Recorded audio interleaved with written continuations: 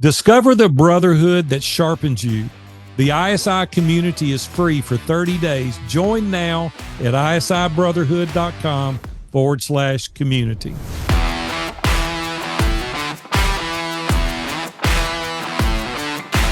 Well, welcome back to another episode of Iron Sharpens Iron Brotherhood, where we live a life of success and significance. Well, I want to tell you guys, buckle up today, because I couldn't in any way be more excited to have my good buddy Derek Champagne with us. Derek is a serial entrepreneur. And when I say that, I mean it in its truest form. He's got like 15 years of experience now in developing really effective marketing campaigns. He's the founder and the CEO of the Artist Evolution. This is a full-service agency that builds really high-level brands for some of the brands that you would be very familiar with. But he also helps with marketing tools and campaigns for startups and many household brands. Derek also has been involved in about a dozen, I believe, other companies, but he's also the author of the best-selling book, Don't Buy a Duck. And he's the host of Business Leadership Series podcast. But really, out of all those things, what's more important to me is Derek's my friend, and he's also now my business partner. Derek, welcome to ISI Brotherhood Podcast. Big A, thanks for inviting me on the podcast. I'm excited to be here. Come on. I am so excited. I've been waiting so long to get you on the show, and we're going to kind of break it down a little bit, fill in the gaps like where I missed, and I want you to dive right in. I don't want to waste a minute. I want you to dive right in to your story, but give us a little feedback, talk about your family a little bit, business, and let's get into hearing your story. Absolutely. I'll start by talking about my family. So I've been married for 19 years to my wonderful wife, Valerie, and I've got a 16-year-old daughter, Emily, and a 14-year-old son, Eli, and they are the center of my universe. And, thanks to Iron Sharpens Iron, I learned and was given guidance early on as they were younger about how important these years are and how not to just trade business and success on one side of things in spite, at the risk of your family. So Big A, I've got to thank you and ISI for that almost 9 years ago. You know what's cool, Derek? I was just thinking about those kids a little bit.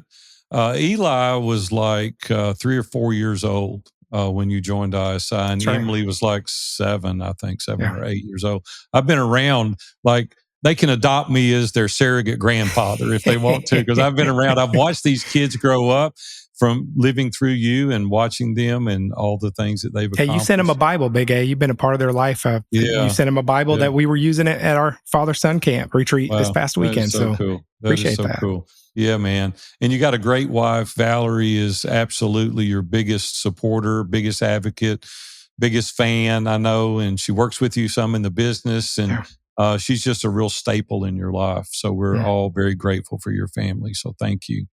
Thank you. Yeah, my pleasure. Well, jump in. Like, why don't you tell how you got involved in ISI first, and then I want to go back and dive into your personal story. Yeah, I think I love hearing personal stories, Big A, so I'm always happy to share mine. I think that's the most unique thing about us, right? It's just the thread of going, okay, that makes sense. Some of it doesn't make sense when you hear somebody's wild background and find out where they are. But, I was at a point in my life about 9 years ago where I had been involved in several companies. Aaron, it scares me to think of how old I am that I can say I've been an entrepreneur for over 30 years now. Yeah. I'm 49. So 32 years I've been an entrepreneur, maybe longer than that.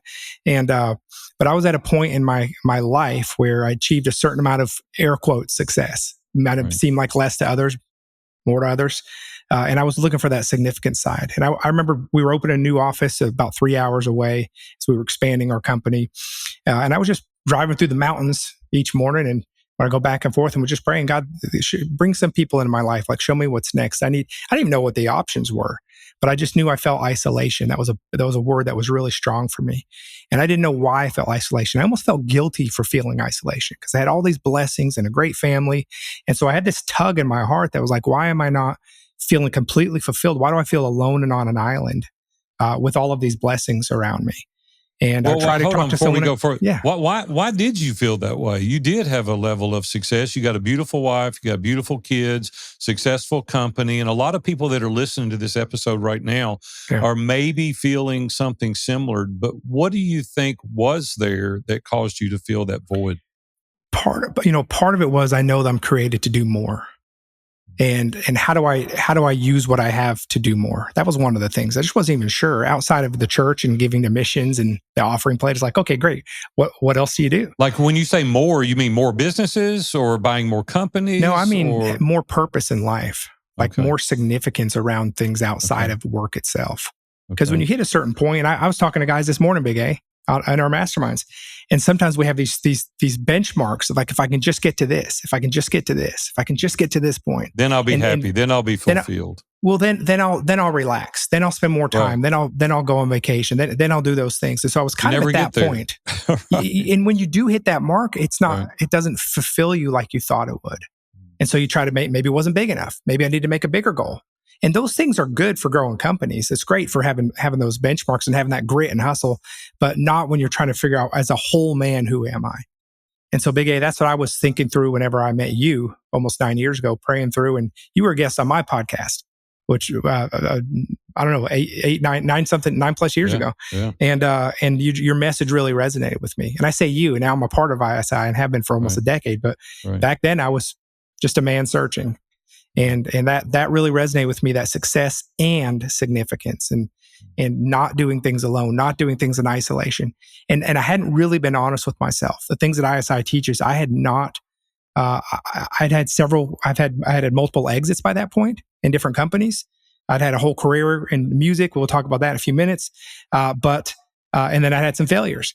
But I never was vulnerable or open and authentic and transparent. I was a regular guy, but I wasn't at that level that I needed to be. And I could start looking back, and even on my business side, could look, oh man, the failures I had were a direct result of my pride and my unwillingness to share with others the challenges or opportunities I had, because I didn't want to look stupid, or I didn't trust someone else enough to give me the right kind of wisdom. Like you didn't have anybody at your church, none of your family members. You didn't have anybody that you just let the veil down. You're just authentic. You're vulnerable. You're able to cry. You're able to say, I don't want it to be this way, but it is. These are the struggles I'm dealing with. Like up until ISI, you hadn't really experienced that level of vulnerability. I had mentors. I had some incredible mentors who were great in business, good Christian men. But on a regular basis. Not to the point where I could say, here's what my whole life looks like, and what do I do about it? And what does it look like going forward? And that's why like ISI covers the five parts of a whole man. And and that just makes so much sense, because if you balance one area and not in the other, then you're off again. And so, I had men in my life, but not at that level. And I didn't have it demonstrated to me, that level of authenticity and vulnerability. So it wasn't demonstrated to me. You didn't know that was available, or you didn't pursue it, or other people didn't pursue you to that level? I didn't know that was available. You didn't know it was out there. Yeah. Okay. Because you're a pillar in the community. I mean, you've been around the block. This is not like somebody that's not out there in front, but so God tugged on your heart and he said, hey, there's more purpose in your life. There's more meaning purpose. Here for you. You're called to do more. You're called to be more. And Aaron, it's always been a drive for me is not to do things halfway, including in my faith and purpose. Right. Like we're going all in on this, right? Which is scary, but do it in business. And I want to do the same thing on the other side of my life. So. That is so good. And, at the ISI event, we were there and you were sharing, and you and I got to interact and bond and build our relationship. And you've really taken this very serious over the past 9 years. And now you facilitate 2 other groups.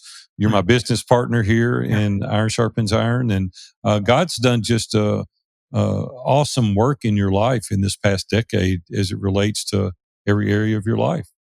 Aaron, what's interesting about that, and this, but we're told that God prepares us for what's next. And so if we're saying, hey, God, why aren't you giving me more? The answer is, well, what are you doing with what you have right now?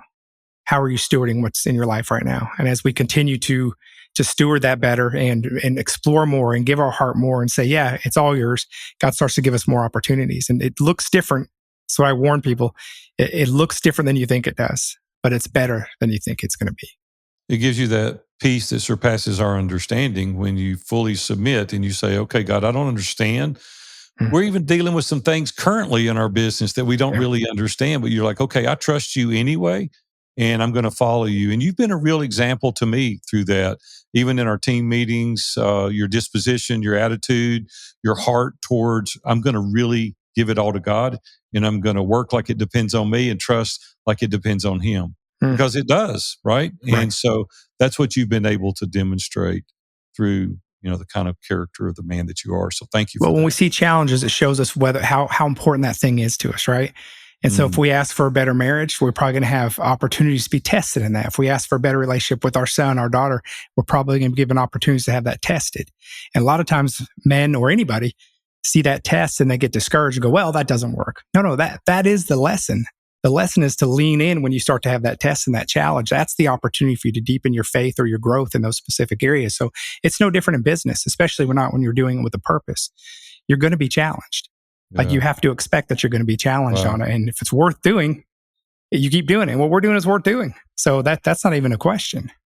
Yeah, you never learn through the success. You only learn in the valleys, right? And so we have to go through this. So those that are listening to this interview right now, just reflect on the areas that you're going through the valley. There is a mountaintop, and God's going to walk you all the way through this to that point. So just continue to be obedient and relinquish that to God and trust Him in all that you do. So let's go back. I want you to take us way back, these early childhood years, and share with us a little bit more about your journey. Yeah, happy to do that. Was born in Rhode Island. See, I'm going to start. You said start at the beginning. I'll make this part go a lot faster. I promise. Yeah. Born in Rhode Island. When I was just a little kid, I had an older brother, a year older, have an older brother. And my parents decided to leave where they were. And they found a place on the map called Arkansas. They'd never heard of it before. They actually hadn't heard of it. Maybe they had. I don't think they were teaching Arkansas on East Coast books for some reason. Right. Nashville probably made it in the books, and so they moved there. They bought they were part of the hippie movement of the 70s, and so they bought a Winnebago. They bought some Ovation guitars and threw their little long-haired babies inside the vehicle, and off they went. And we were living off the land. We lived in a teepee.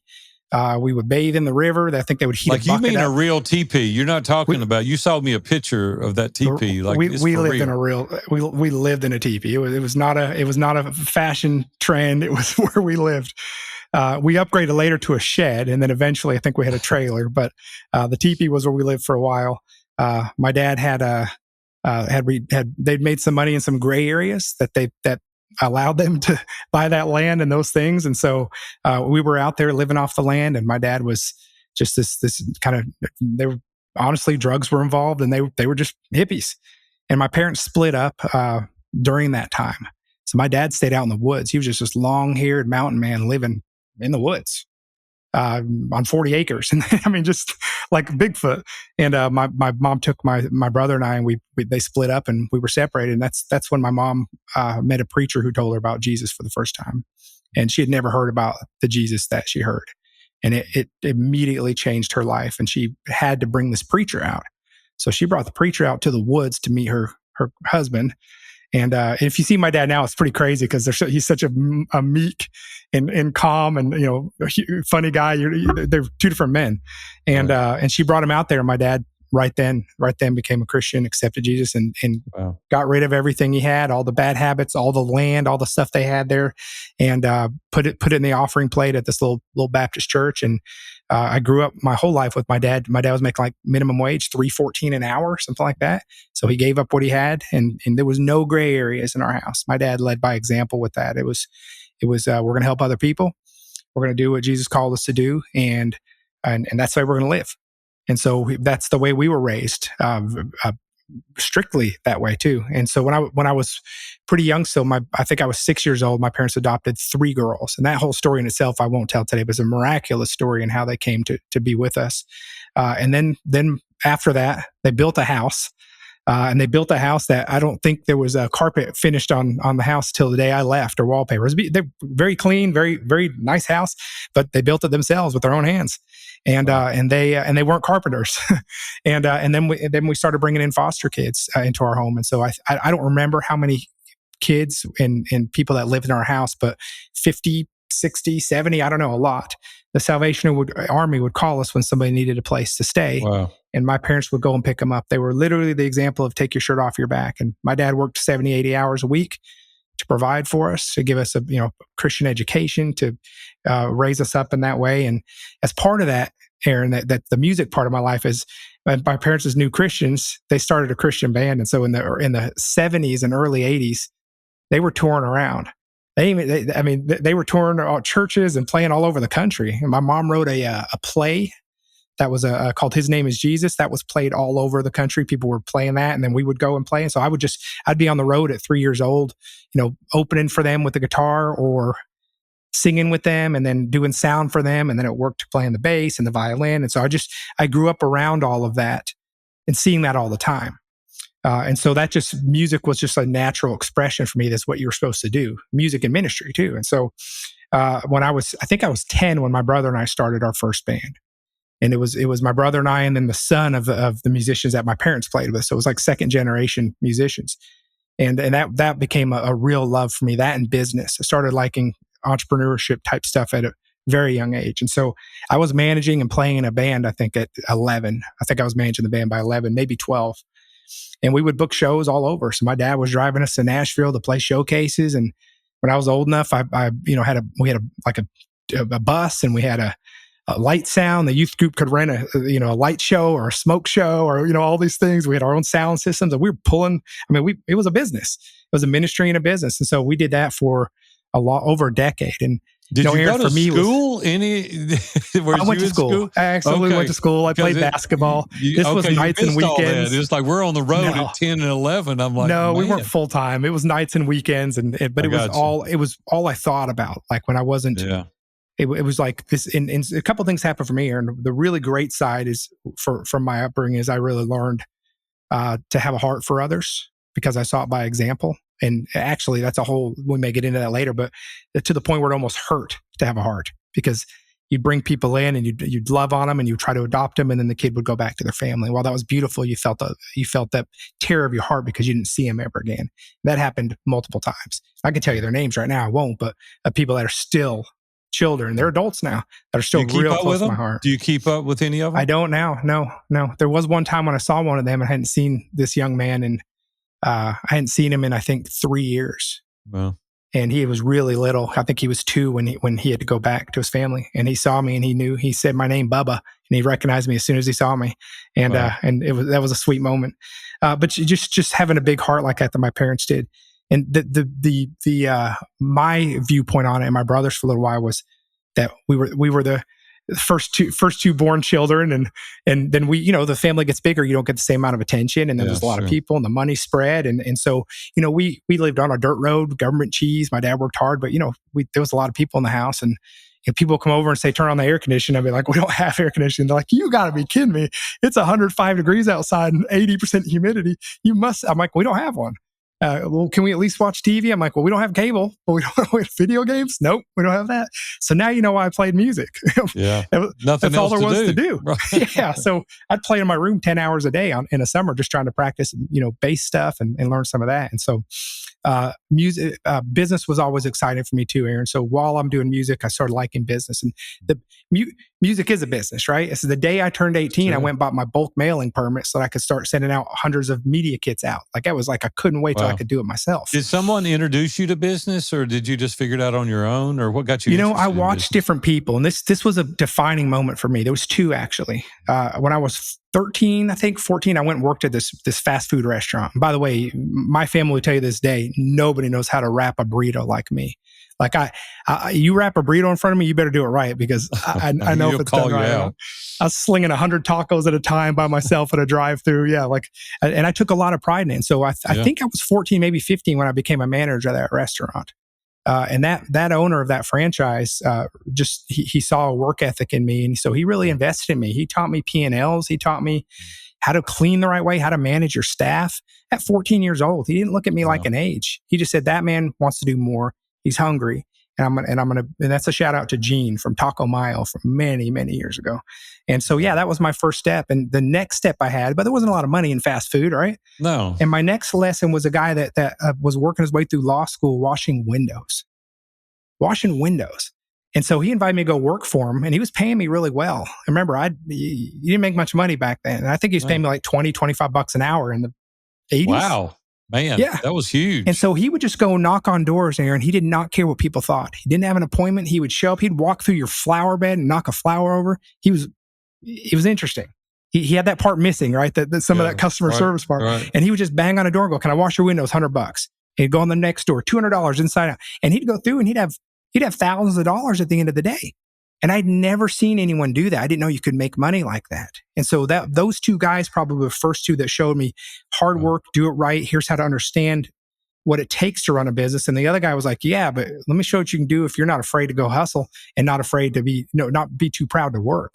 And so I ended up buying that company from him, that window company from him early on, because it was making a lot of money. And then we just went and kept growing accounts and building corporate accounts and things like that. And so those are my probably first two that showed me that what was possible. And Aaron, the biggest thing that showed me is there's no limit.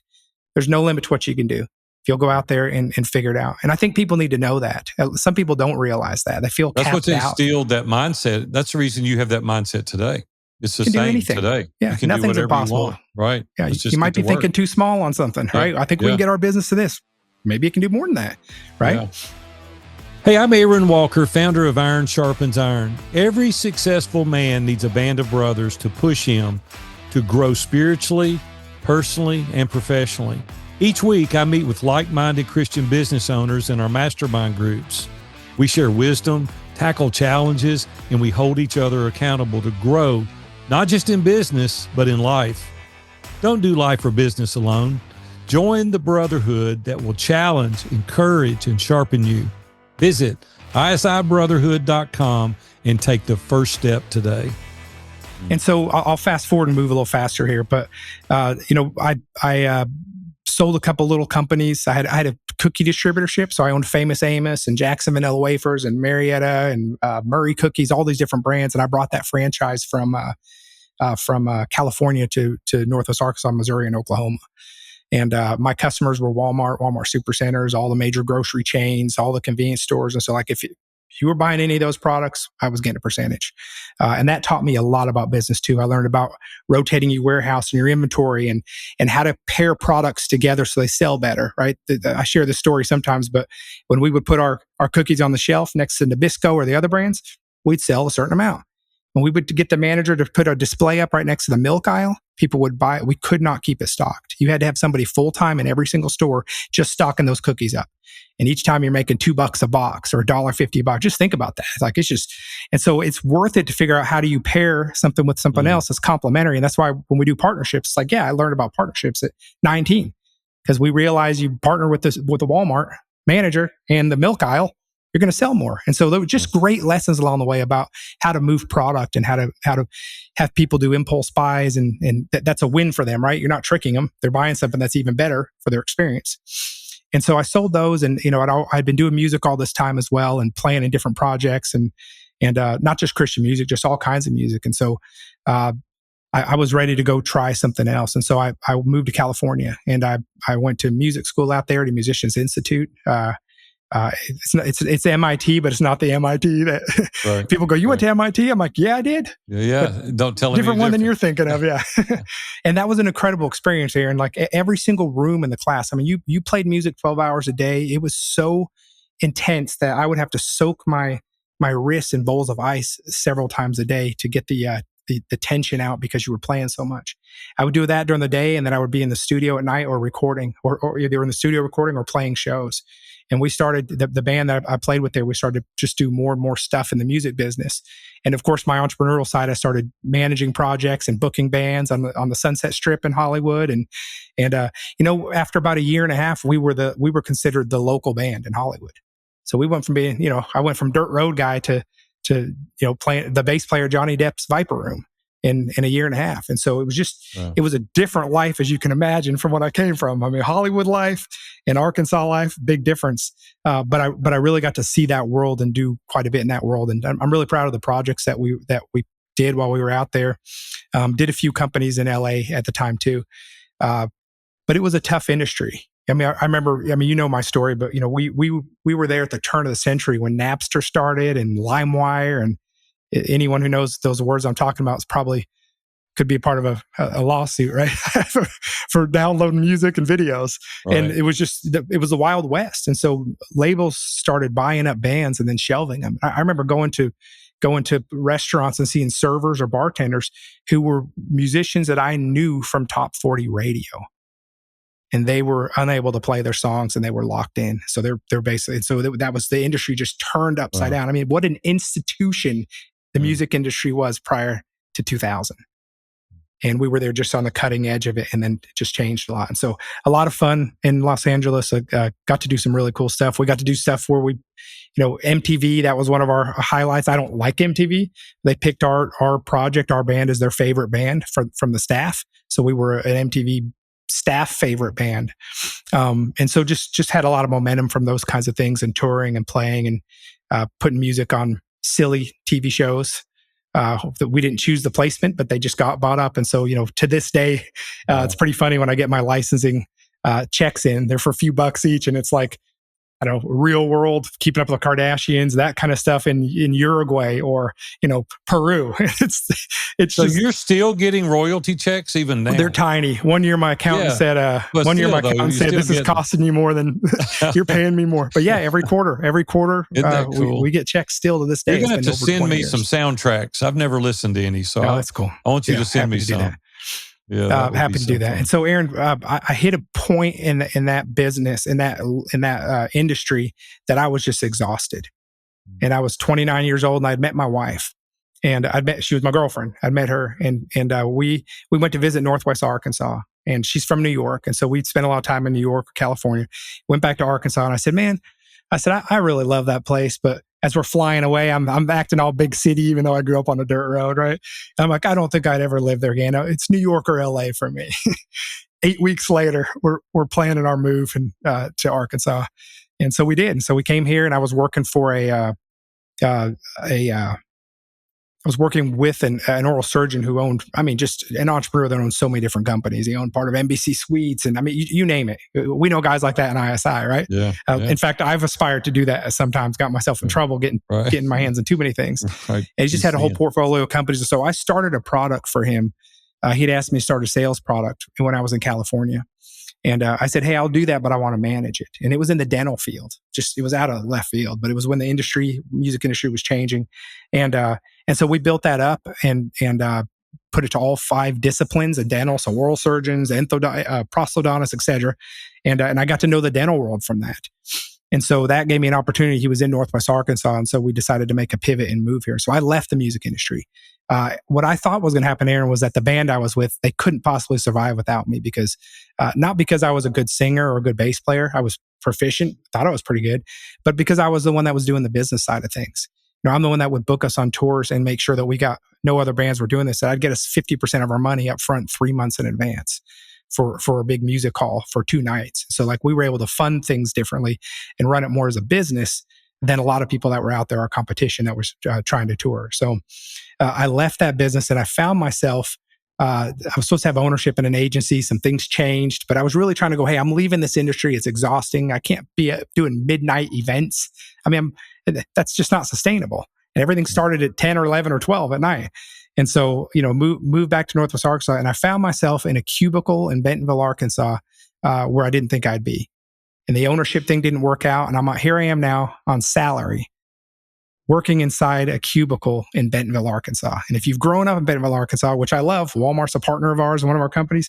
But if you've grown up here, your first thought is not, I want to stay in Northwest Arkansas and work in a cubicle. You want to figure out how to get out back then. And so here I was back. And anyway, should I keep going, Aaron? Or do you have any other questions for me? Okay. No, I'm loving this. I'm learning. We're going somewhere with this, I promise. Yeah. And so I was working there, and the band that I had been a part of, good friends of mine. By the way, on my podcast, they're the intro outro music now. That's my old band. And not only did they not break up, they thrived. John Mayer, who's a big artist, he heard a song that I had helped write but didn't get credit for, and it wasn't mine, but I was part of writing it. And he made it his new favorite song. In fact, there was such a mix-up that the world thought that song was John Mayer's, and so it really blew up. Australian Idol picked it up. They recorded it as for the Australian Idol winner, and then it was just from there. There was rappers in Europe taking them on tour to do ensembles with them, and so it got bigger. Your checks would be bigger if you'd gotten credit for that now, right? Yeah, it got way bigger, and they went on for a bigger ride. And here I am again, by choice, left 6 months after I leave, and I'm sitting in a cubicle in Bentonville, Arkansas. And I heard my drummer buddy, who's my friend to this day. Like our parents were in a band together. We played for 19 years in bands together. And so like you become like family. So Aaron, I'd already been mourning the loss of my band of brothers during that time. I left because I wanted to do something else, but you don't realize that the people you're in the trenches with, people that are in pro sports go through this, people that are in the military go through this. You have your people that just go through stuff with you and go on a journey with you that is hard to explain unless you've been a part of it. And so I lost that. So I was really struggling with my identity. In fact, to the point where people would say, "What do you do?" And man, I didn't know I could barely open my mouth because everything that I'd created this image of was gone. I built an image of Derek being a musician, a businessman, in LA, just all the things I thought were cool to Derek as a child who didn't have those opportunities. I built an adult version of what I thought was cool, and it was all gone by choice. And I heard an explosion in my head while I was at work. I heard a boom. I heard a bang in my head, and my mouth tasted copper. And I had to go to the emergency room because I thought I was having a brain aneurysm. They did all these tests on me and they said, "You're fine." And so I went back again a few days later, same thing in my head. Went back again, third time in a week. And the doctor pulled me aside and said, "Hey, Derek, I got to talk to you." He said, "You're not sick. You're unhappy. You're going through extreme depression." He said, "You've either got to learn to like the life that you have or you have to create a different life." I just created a different life and was miserable. And so I had been working at this agency that was, we had, you name a client that's the biggest in the world, that's who we worked with on a high level. And I went in and I pitched an opportunity for ownership with them. Like, I've got this idea for direction. Looking back on it now, I wasn't ready for that opportunity. So man, kudos to me for thinking I was, right? Of some unfound confidence. But I had experience as a business owner and I had ideas.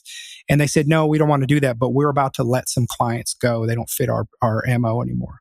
And if you want them, you can have them." And so I went out in the parking lot. It was a lot like a Jerry Maguire moment. And I sat in my car and I started dialing a few numbers. And the first guy I called, who's still a client to this day, 18 years later, Dr. Randy Lais. And I called him and I said, "Hey, I got bad news. We're letting you go." I said, "The good news is I can take you on." And it was real quiet. And the way the Artist Evolution started is after that pause, he said, "What time can you get over here?" Wow. And he's with me to this day. So that's how the Artist Evolution started. We'd started I had been a Passion LLC I'd set up to help artists around the turn of the century. We hadn't done a lot with it. And so I had an LLC ready to go. And so we took the Artist Evolution, plugged that in right then. And here we are 18 years later, helping all kinds of brands all over the world. So wow. That's my story to get to here. So is the name the Artist Evolution?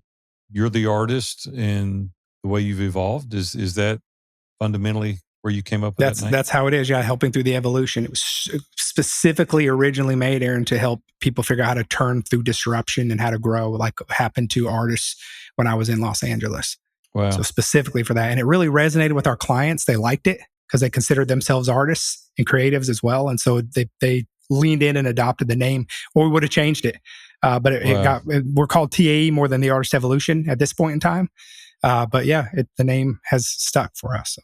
Hey, thank God for Randy, because if it wasn't for him, the Artist Evolution wouldn't be. You better never go up on his rates, is all I can tell you. Nope. That guy, he's been grandfathered. He's locked in. He's grandfathered in. That's right. That is so cool. Well, thank you for giving us that background. So what's exciting and that's going on now in TAE and the life of ISI? What are the things that give you a lot of energy today? Yeah, a lot of things. We'll probably talk about some pivots, but there's a lot happening and changing in the world right now, which if you don't have the stomach for that, there's not an industry that's not going to be disrupted. We've been telling people that for a couple of years, right? If you haven't been disrupted, it's coming. People say, "Well, I don't think me." Well, now it's coming for everybody. And so, to have the stomach for that as an entrepreneur is important. But, we've been going through that as well. And so as we've seen pivots happen at the Artist Evolution side, we've made adjustments really in the CPG, like the consumer packaged goods space. And so we work with a sister company that I'm a partner in as well. And we're doing brand sourcing and brand activation campaigns for some of the biggest brands in the world now. In fact, we're in London next week. Our partners are, and we basically are helping brands that want to be great in the United States to have relevancy. And we're doing that in-store and out-of-store too. So from influencer campaigns to great content to driving traffic to Walmart.com or HomeDepot.com, or in-store traffic or exciting promotions and campaigns that are happening, we're managing those. So, you pop on social media and you're doing a 100 gift card giveaway for your favorite soft drink. There's a chance we might be the ones doing that. We're behind the scenes orchestrating that and optimizing and getting results. And we get to write the campaigns too. So it's a lot of fun. That's on that side of the business. My biggest passion, Aaron, as you know, is and focuses on iron sharpens iron. And I've had because of how we built our company and because of the great team that we have in the Arts Evolution, I've been able to come over with what is probably the thing I consider the most important and was overly protective of for a long time. And that's time. Because we have a limited resource of time. So I have the privilege of getting to put the majority of my time focused on iron sharpens iron and talking with men who are at different stages of their journey in life. I don't know everything. You don't know everything, but man, we know somebody who does. And there's probably not a story that we haven't heard. Right. There's probably not a business scenario, a marriage scenario, a father-child scenario, etc., that we haven't seen firsthand, with hundreds and hundreds of examples that we've personally been able to work with over the past, you longer than me, but me for almost a decade. That really is exciting for me to see men who get unstuck. Yeah. Derek, don't you think that God has really prepared you for this time because of your background, the way you grew up, the opportunities that you've had, the work ethic that you've got? God's really instilled in you a heart for men. What is it about that process that most excites you? Like, you're able to talk to these high-level business people every day, and then just people that have, small business owners that have startups, or some of them are household names, obviously. What is it that gives you that desire to help them be well-rounded rather than just being successful? A couple things. So I think one of the biggest ones for me that resonates, Aaron, so there's several reasons why, and we can get into them, but one of the biggest rewarding ones for me is to see peace.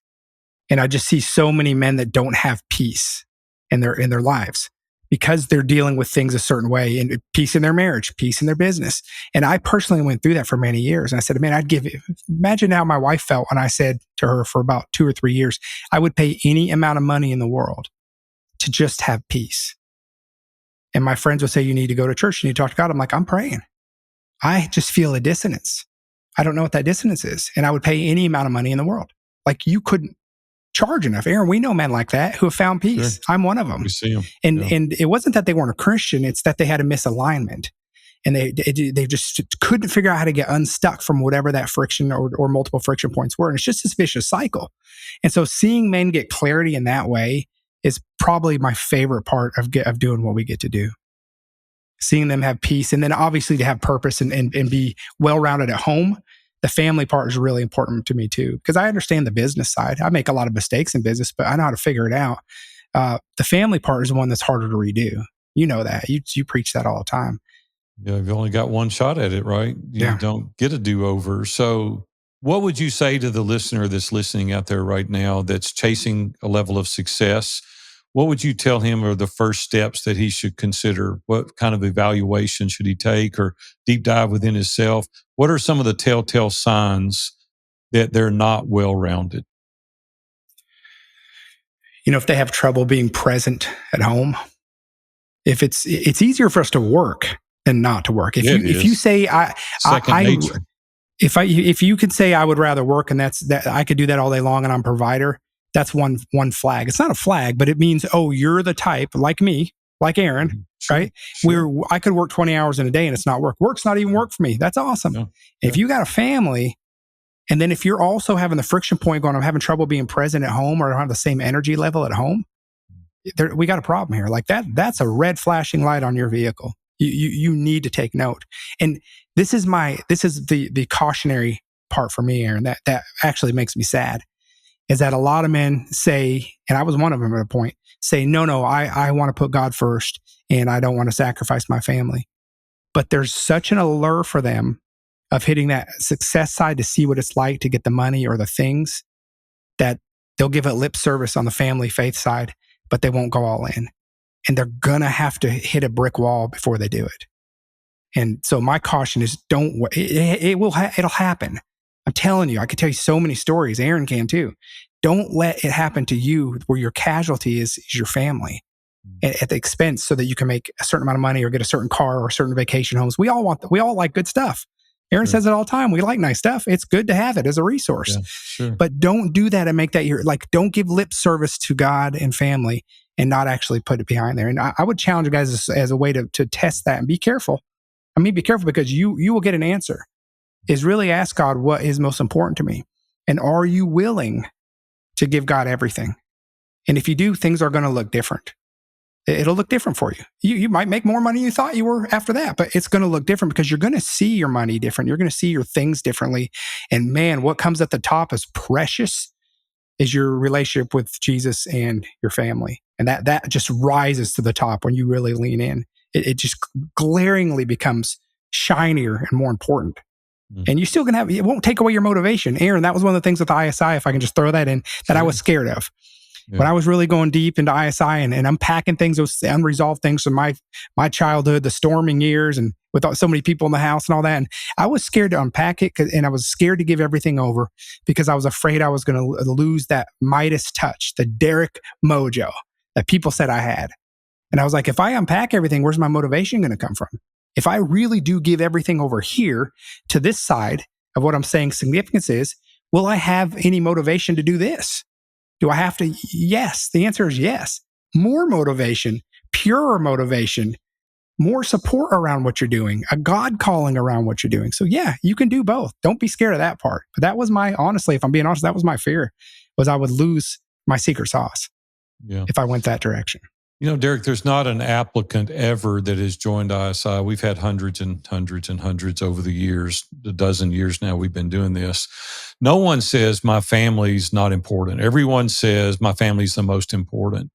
And then we go through the interview process and I really discover the amount of time, effort, and energy that they're spending growing their business versus the time that they spend with their family. But don't misunderstand me, those that are listening. There's times that we have to hustle. There's times we've got to be away, but we don't want it to be the average of our life all the time because the relationship capital that you're spending with your spouse and with your children, you don't get back. And they're going to find someone that gives them attention. You may not like the attention that they're getting. And you're like, that's our responsibility to be the husband, to be the father. First and foremost, the occupation is by means to make money, is a tool to live our best life. But what we do is we get that misaligned and we start having these great aspirations for bigger, better, shinier, faster, grander, just 100,000 more, then I'll be okay. Just one more business, then I'll be okay. And in the rearview mirror, you look and the years are ticking by. You know, little Billy wants to pitch baseball, but you got to send one more report. Or Susie wants you to be at her piano recital, but, you know, daddy's just got to go on this sales job, you know, this appointment. And then we look back and we go, man, we can't recover that. Right. And I wasn't at every single thing, and most people are not. But listen, if it's a one-time event, you got to be there, right? If it's something that's really, really important, don't miss those things. People call me when our live event is going on. They said, my son's 16th birthday is this weekend. Same. I said, don't come to the live event. Like, go be with your son, 16 years old. You can't get that back. And so all we want you to do is to evaluate this and go, hey, what is it that I'm missing that I can't get back? I tell everybody, we want you to grow your business, right? We want you to grow your business. Absolutely. In fact, ISI just says, let's not do it like a knucklehead. Right. Let's go in and let's help you get better systems and processes and give you your time back and bring in the right assistants and do the right automation. So let's scale, but not at the cost. And so, you know, it doesn't have to be an either or. There are sacrifices in life, but if you do it smart with the right people around you, you can do both. And we've had so many people accomplish that in ISI. Today, they're running their businesses very effectively, as you are a testament to that yourself. You've got the Artist Evolution, right people in place, right SOPs, the right processes and systems. They know the mission, they got the vision, they know exactly what it is to do, and you're thriving as a result of it because you've worked smarter. Not necessarily. Well, we're able harder. to actually get out of the way, right? And you know, that's one of the things, Aaron, too, that was the hard lesson of getting out of the way. And there's all new lessons you learn once you're not needed the same way, too, right? Right. But you know, to be able to focus instead on removing friction points and building bridges instead, I can focus on my family and keep that balance and have better people in place than me doing it. There's people that are in their positions that are better at what they do than I do. You want me doing a social media strategy? Or do you want the 24, 25, 26-year-olds that are excited about it and are secondhand nature with content and those things, right? Like, you don't want 49-year-old, 50-year-old man doing it. No, you want me out of the way. Derek, how can our audience follow you, connect with you? What is the best place they can reach out and maybe just make an introduction and connect with you? DerekChampagne.com is a great spot. I think all my stuff should be on there. So, yeah. Derek, thank you so much for sharing your story and this time with us today. Guys, I hope you take what Derek has unpacked for us today and do an evaluation of your own life. Think through, am I being the whole man that God intended me to be? Personally, professionally, relationally, financially, physically? Am I living a life of success and significance? Or am I just on a pathway to have a level of success? Hey, we'd love to talk to you. We'd love to help you in the future. Until next time, we'll see you again on the ISI Brotherhood Podcast. Thanks for joining us today.